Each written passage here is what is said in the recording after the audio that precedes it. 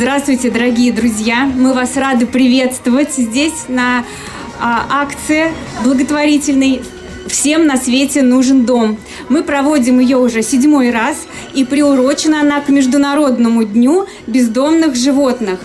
И это, конечно, повод напомнить о данной проблеме. А ведь проблема не маленькая. Животные страдают сами и еще могут приносить вред людям. Главная причина появления бездомных животных на улице – это, конечно, мы сами. Это безответственное отношение к домашним животным, да, к нашим питомцам. И кто, как не мы, можем что-то изменить. Сегодня, конечно, наши главные герои – это собаки и кошки. Вы можете подходить, знакомиться. Все они привиты, здоровы. И, как знать, может быть, именно сегодня вы найдете преданного и верного друга. Сегодня на нашей площадке работают наши партнеры, агентство праздников «Карусель». Вот вы видите пирата, можете к нему подходить, фотографироваться. Также у нас на площадке проходят мастер-классы. Чуть позже будет викторина, за которую вы можете получить подарки. И детская библиотека также подготовила для вас выставку книг и журналов, посвященная домашним животным. Также можете подходить, смотреть, можете разукрасить любое животное и сделать оригами, кошку или собаку. Также у них вы можете взять мелки и нарисовать домашнее животное. За самый лучший рисунок будет приз.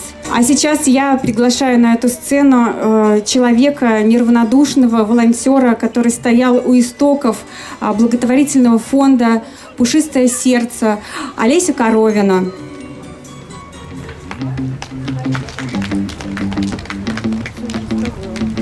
Добрый день. Я хочу начать, наверное, со слов благодарности от лица всех тех, кто помогает бездомным животным в нашем городе. Огромное спасибо директору Мордовского краеведческого музея имени Ворониной Шабалкиной Людмиле Александровне и всему персоналу музея за возможность присутствовать на таком грандиозном мероприятии, которое очень значимо для нашего города. В этом году на мероприятии присутствуют животные из частных передержек из городского муниципального приюта. Все они ранее были спасены с улиц нашего города. На данный момент они здоровы, вакцинированы, кастрированы, стерилизованы и готовы обрести хозяев. Мы занимаемся не только адресным спасением бездомных животных, а основная наша цель – это гуманное сокращение численности бездомных животных путем стерилизации. Тем самым мы препятствуем бесконтрольному размножению бездомных животных на улице нашего города. Мы будем вам очень благодарны, если вы нас поддержите. Здесь установлен ящик для сбора благотворительных пожертвований. Вся собранная сумма пойдет на стерилизацию бездомных животных в нашем городе. Также вы можете посетить наш сайт, подписаться на нас в соцсетях, следить за нашими новостями, побольше узнать о нашей деятельности. Я надеюсь, что домой вы сегодня уйдете только с позитивным настроением и, возможно, даже с пушистым другом. Спасибо. Да, давайте поаплодируем Олесе, потому что на счету волонтерской группы буквально сотни и сотни спасенных кошек и собак. Порой кажется, что человек не имеет напрямую отношения к рожденным на улице животным. Но большая часть – это все-таки потомки брошенных собак и кошек. Оказавшись на улице, они начинают увеличивать свою численность. И так и получается, что бездомных собак и кошек становится огромное количество.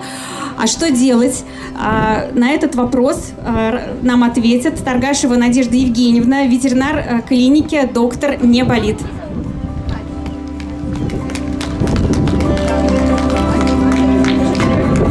Всем добрый день. И так хочется сказать, как здорово, что все мы здесь сегодня собрались, хотя вот повод на самом деле не очень радостный, потому что само слово «бездомные», оно какое-то печальное, грустное. И вот я как ветеринар скажу вам, что действительно снизить вот эту численность бездомных животных в действительности можно одним единственным способом – это стерилизовать своих домашних животных. На самом деле, в практике мы постоянно встречаемся с отговорками взрослых, сознательных людей, с мифами о кастрации, о стерилизации. Каждый раз хочется их развеять. И вот сегодня мы тоже хотела бы я вам рассказать, что так ли это на самом деле страшно, как об этом говорят. Но вначале давайте немножко эмоций отложим и голую статистику. Вот вы знаете, что кот в сутки может произвести 30 вязок. То есть один единственный кот может стать отцом сразу у 30 кошек всего лишь за день. Кошка рожает где-то в среднем 3 раза в год. От 2 до 5 котят в среднем. То есть считаем, кто хорошо в математике, сколько за год у нас будет котят. При условии, что с 5-месячного возраста котята могут обзаводиться потомством. Но за год одна кошка 12 котят рожает. За 2 года в геометрической прогрессии эта сумма увеличивается до скольки? Больше 60. И вроде это цифры такие небольшие, но всего лишь одна кошка, потом 60 кошек. А вот за 8 лет эта сумма становится просто сногсшибательной. Больше 2 миллионов животных. И это при бесконтрольном их размножении в условии улицы. Так что же касается мифов? В первую очередь владельцы котов нам утверждают, ну это же кот, пусть он гуляет, он же котят домой не принесет, проблем не будет. Но вернемся к статистике. Если у нас будет один единственный некастрированный кот на весь Саранск, он справится со своей задачей полностью. Поэтому не будем обесценивать наших котиков. Далее, чаще всего говорят то, что после кастрации, стерилизации меняются животные, меняется их характер, они становятся ленивыми, они становятся очень толстыми. Но так ли это на самом деле? Никакая операция не изменит характер и темперамент животного. То есть, если был милый котик, он так и останется милым котиком. Если кошечка была с характером, она так и останется с характером. А ведь как меняется поведение животного во время течки? Животное становится агрессивным, пытается сбежать из дома, дерутся постоянно за самку, за территорию. Вот как раз течка и влияет на животных в худшую сторону. А еще недавно нам сказали, что если мы будем стерилизовать всех животных, то мы вмешиваемся в природу, и скоро животных совсем закончится. Но давайте посмотрим. Дикая природа. Как живут тигры? Их кто-нибудь вакцинирует? Нет. Их обрабатывают от паразитов? Нет. А может быть, их кто-то кормит? Нет, они сами едят то, что найдут. Да, пищу, ту, которую им удастся вырвать зубами, клыками у своего противника. А наши домашние животные живут в заботе, в комфорте. Мы их холим и лелеем. И, конечно же, вот эта халатность, которую мы проявляем, говоря, что «О, да ладно, котят обязательно куда-нибудь пристроим». Вот они, все эти котята, которые выросли в кошек, все они присутствуют здесь, и у них нет дома. И на данный момент кошек у нас больше, чем людей, желающих взять их в дом. Поэтому это все очередные мифы и отговорки. Что же касается того, что на самом деле стерилизация – это даже полезно для животного, потому что, во-первых, она успокаивает животное гормонально и психологически, так как он живет в квартире, ему не нужно добывать пищу, ничего не нужно делать и жить своей полноценной жизнью. Когда мы животное стерилизуем до первой течки, то мы оздоравливаем его, то есть защищаем его от половых болезней, мы защищаем его от тех ран, которые он получает на улице, и также злокачественные образования, которые ведут потом в дальнейшем. Но самый мой любимый – это момент про гормональные препараты. Как все владельцы любят капнуть на холку и никаких проблем. Но так ли это? Вот представьте, поезд несется на всей скорости, и тут резко его движение останавливается. Что происходит с вагонами?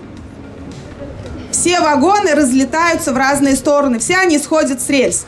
То же самое происходит и с организмом кошки. Когда под действием капелек все процессы в ее организме начинают работать по-другому. Это потом ведет к постоянным нескончаемым течкам, к пиометрам, к онкологии. Поэтому давайте не будем вредить своим животным, будем о них заботиться.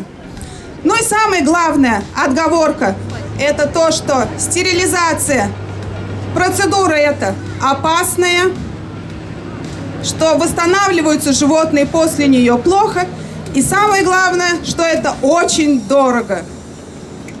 Но прогресс не стоит на месте. Сейчас врачи уже настолько отработали всю эту схему стерилизации. Это уже рутинный процесс, и опасно в ней только наркоз. Да, наркоз опасен. Но от этого и формируется стоимость операции. Хороший препарат для наркоза стоит дорого. У нас в клинике есть анестезиолог, который может присутствовать во время операции, который может контролировать все процессы животного во время операции и также способствует выводу из наркоза. Также сейчас в условиях клиники можно провести все обследования, сдать кровь, общий анализ мочи, кардиолог сделает скрининг сердца. Это все делает процедуру кастрации безопасной для животных. Спасибо, Надежда Евгеньевна. Задавайте интересующие вас вопросы. А я хочу напомнить, что у нас осуществляется сбор средств. И все сегодня, кто пожертвует деньги, будут участвовать в розыгрыше, за который можете получить неплохие призы. В мае 2018 года в Саранске открылся первый в истории города приют. И об этом приюте, об их проблемах расскажет волонтер приюта Евгения Кравченко. Здравствуйте все. Я сразу хочу сказать, что у нас почему-то к приюту... Открылся приют давно, но все люди, которые знают о существовании этого приюта, почему-то все думают, что это такое место, куда можно сдать свое животное. Но почему-то очень мало людей думают о том, что оттуда можно забрать животных. И хочу сразу сказать, что животные приюта – это очень удобный вариант для будущих владельцев. Поэтому, если вы рассматриваете вариант взять в свой дом собаку, приходите в приют. Приют открыт каждый день. Работает он с 9 утра до 4 вечера. Вы можете прийти, познакомиться с животным. В чем удобство? Удобство в том, что животные приюта являются все стерилизованными, кастрированными, вакцинированными и полностью обработанными. И также огромный плюс, что все животные, они уже не маленькие. Да, это может быть вы считаете минусом, но с другой стороны, наоборот, мы уже знаем их характер. Мы знаем, как они себя ведут. Если вы придете и скажете, мне нужна собака для любви, просто чтобы вот она была со мной рядом, мы предложим вам один вариант. Если вам нужен охранник, это другой вариант. Приют в этом плане имеет любую собаку на любой вкус. Поэтому приходите в приют. Приют, кстати говоря, также проводим часто прогулочные дни, и просто вы можете в любой день прийти и погулять с собакой. То есть вы приходите, выбираете, кто вам нравится, и идете на прогулку. Это очень удобно, это здорово, это приятное времяпровождение для вас и огромный плюс для животных приюта. Если многие организации и многие просто люди часто нас спрашивают о том, что можно принести в приют, приют также принимает корма в закрытых упаковках, можно привезти, можно какие-то средства для обработки, там, против блох, тоже можно покупать и приносить. Вы можете просто взять какой-то маленький пакетик вкусняшек и приехать в приют, познакомиться с животными. Также в приюте работает программа «Отлов, стерилизация, вакцинация, выпуск». Возможно, многие из вас уже видели неоднократно в городе животных, которые вот с желтыми бирочками. Вот у нас здесь 2 собаки присутствуют, они из приюта. Они также имеют эти желтые бирочки, и также в городе у нас ходят собаки с такими бирочками. Что значит эта бирка? Это означает, что собака прошла полный цикл, то есть вакцинацию, обработку, стерилизацию или кастрацию. Она выпущена в среду обитания, там же, где она была отловлена, но вокруг нее уже не будут собираться ни собачьи свадьбы, им уже это не интересно. Как правило, многие еще люди говорят, что вот зачем подкармливать бездомных там вот таких собак. Сытая собака, она вас не укусит, ей просто до вас не будет дела. Поэтому, если вы видите собачек с бирками, по возможности подкармливайте их. Просто какую-то сосиску, там, не знаю, купите, это недорого. И чем больше они как бы кушают, тем меньше они обращают внимание на людей, которые их окружают. В принципе, наверное, если есть какие-то вопросы по приюту, я могу с удовольствием подходить. Я здесь с 2 собаками сегодня, подходите, задавайте. И также вы можете писать нам в группу ВКонтакте, она называется «Волонтер муниципального приюта». Всем спасибо.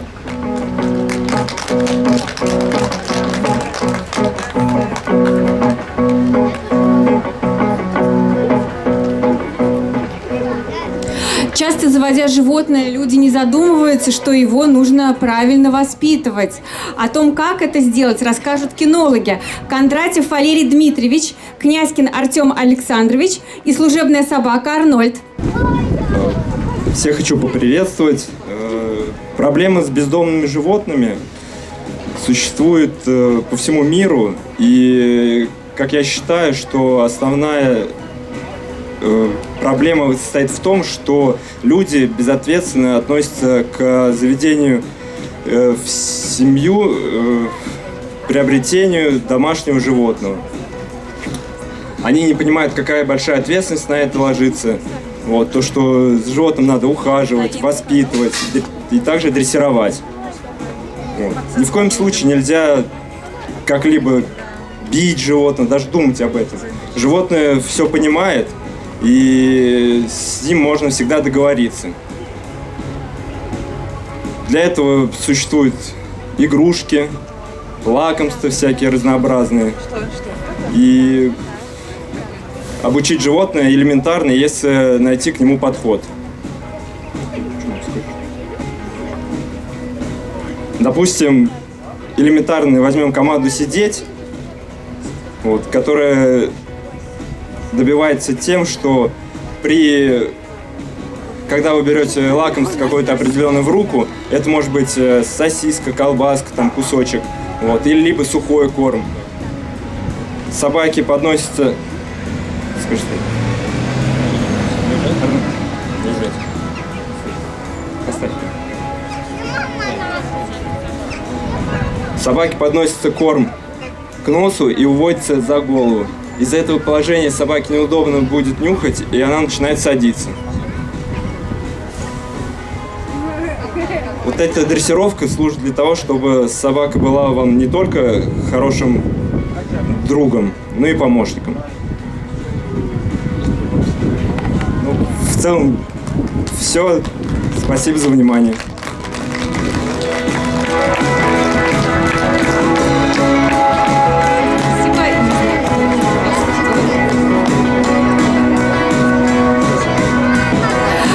Большое спасибо нашим кинологам. Давайте поаплодируем им.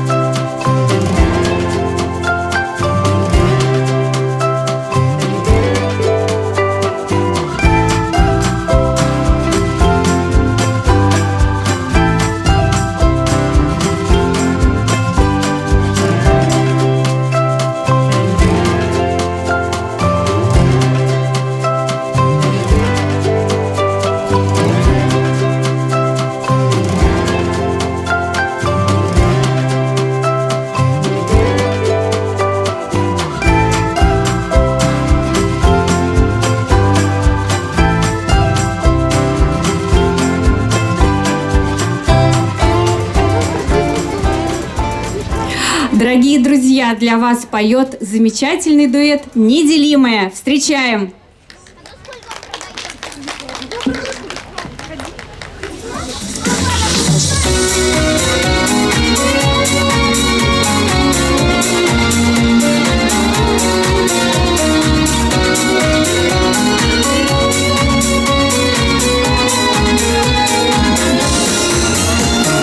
Нас не делили по цвету глаз, солнце сияло одно на всех. Верили в дружбу без лишних фраз и за мечтой стремились вверх. Люди придумали счастью запреты, ветер замедлил судьбы киноленту и расчертил на границе большую любовь. Мы единое целое, и дождь, и облако белое, и все, что прожито, пройдено, никем на свете неделимо. Мы единое целое, и все, кто верит и верует, пройдут сквозь грозы и молнии легко и незримо. История приюта «Дом счастливых собак» Happy Dolly начинается с 2017 года. О приюте расскажет волонтер приюта Юлия Вячеславовна Потапова. Встречаем!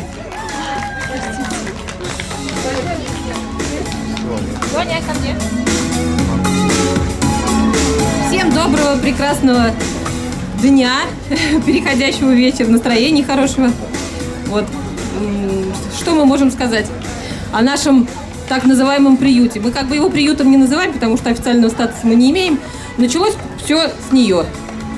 Вот. Собак у нас уже было дома достаточно, брать ее было некуда. После того, как мы ее спасли, помогли ей, пришлось нам купить ей вольер специальный, теплый, потому что ей нельзя на холоде быть с такой открытой раной. С этого все и началось. Купили ей, ездили к ней. Еще у нас одна собачка подопечная с переломом позвоночника была. Она тоже, пришла в себя. В общем, на ноги поставили мы ее. И они жили вдвоем. И как-то вот мы подумали с девочками, что, наверное, слишком шикарно будет каждый день ездить к 2 собакам всего. Ну и взяли первый помет щенков, спасли. Потом второй, потом третий. И все начиналось так хорошо. Мы пристраивали. Наверное, было много свободных добрых ручек на тот момент. А потом как-то все, в общем, с одного помета 3-4 щенка осталось, девочки, естественно, с другого. Так, в общем, до 50 на данный день собак у нас и образовалось. Вот. Что мы хотим сказать? Во-первых, мы хотим поблагодарить, если кто-то нас услышит, из тех, кто все эти годы с нами и помогает нам всячески и материально, и морально, и, в общем, все, кто как может. Мы благодарны от всех наших сердец, и человеческих, и собачьих. Огромное спасибо вообще всем людям, кто неравнодушно относится к этой проблеме, а это реально проблема. Я, конечно, не буду говорить, что это в России такая глобальная проблема, но все-таки она в России глобальная проблема бездомных животных и отношение вообще к животному. Поэтому мы очень благодарны людям, кто с пониманием к этому относится и всячески пытается поддержать любой приют, любое начинание человека, который вот остался, допустим, наедине с такой проблемой. Вот как можно встретить вот такую, допустим, травмированную собаку или любую, или котенка, и пройти мимо? Вот. И благодаря тому, что появились соцсети, и люди объединились, нам стало легче помогать им. Потому что одному человеку, конечно, не справиться. Особенно финансово, хочу сказать, заметить, как бы это ни было. Финансовые проблемы всегда, потому что лечение, содержание животного – это не такое дорогое удовольствие. А вот лечение, конечно, да. И чем серьезнее травма или болезнь, тем дороже это обходится. Поэтому большая просьба, если кто-то будет заходить на страницу любых приютов, мы как бы не себя только пиарим. Любое животное, оно не наше или чье-то, оно наше общее. Вот, и беда с ними случается тоже наша общая. Если бы есть возможность у кого-то какую-то помощь оказывать, вот. Но не забывайте всегда проверять, конечно, потому что на всем есть мошенники. И на детях, и на животных все могут нажиться. Поэтому в любое время вы можете проверить, как какие животные живут, и дальнейшую их судьбу отследить. Ну, в общем, если кому-то что-то интересно, если вы хотите посетить наш, пусть будем называть его приют, дом наших собак, вот, вы можете связаться с нами, контакты наши есть везде, листовочки останутся, телефоны наши есть в соцсетях, и в Телеграм, и ВКонтакте. Вот, собирайтесь с детьми, у нас там достаточно, небольшая, конечно, территория, но есть где побегать и детям поиграть. Собаки у нас все социализированные, адекватные, не кусаются. Вот, единственное, только залижут до смерти, наверное, вот так вот. Вот, в общем, и, в принципе, оказать нам какую-то помощь там тоже можно физическую, потому что у нас там полевые условия. Вода в колодце, надо это все натаскать. В общем, все это руками убирается, варится в кастрюлях каша с мясом. В общем, там дел полно. Это как вторая смена у нас. Мы после работы едем туда, к нам на вольер, и, в общем, там начинается вторая жизнь. Поэтому, если кто-то хочет посмотреть, как легко помогать животным, можете переехать посмотреть на это. Вот еще раз большое спасибо всем, кто помогает. И не проходите мимо боли, пожалуйста, не мимо чьей. Им никому нужна помощь. Вот, вы получите в ответ благодарность. Мы вот пока собирались на выставку, я выгуливала своих домашних бегом, и уже на обратном пути мы шли, и, в общем, коробка под балконом стоит. А оттуда вылазит белая голова. Да, вот эта белая голова теперь приехала с нами. Мы успели только от блох помыть, потому что блох там было больше, чем котенка самого. Был шампунь, спасибо собакам, противоблошиный. В общем, вот, пожалуйста, если кто-то сможет вот это чудо наше белое забрать в добрые ручки или хотя бы на передержку, мы будем вам благодарны, потому что, ну, котят нам некуда. У меня даже на работе и то маленькие щенки, это последний наш сюрприз. Вот, поэтому обратите внимание, пожалуйста. Спасибо большое всем организаторам, огромный низкий поклон за то, что вы каждый год делаете такое прекрасное мероприятие. Вот, быть добру, как говорят.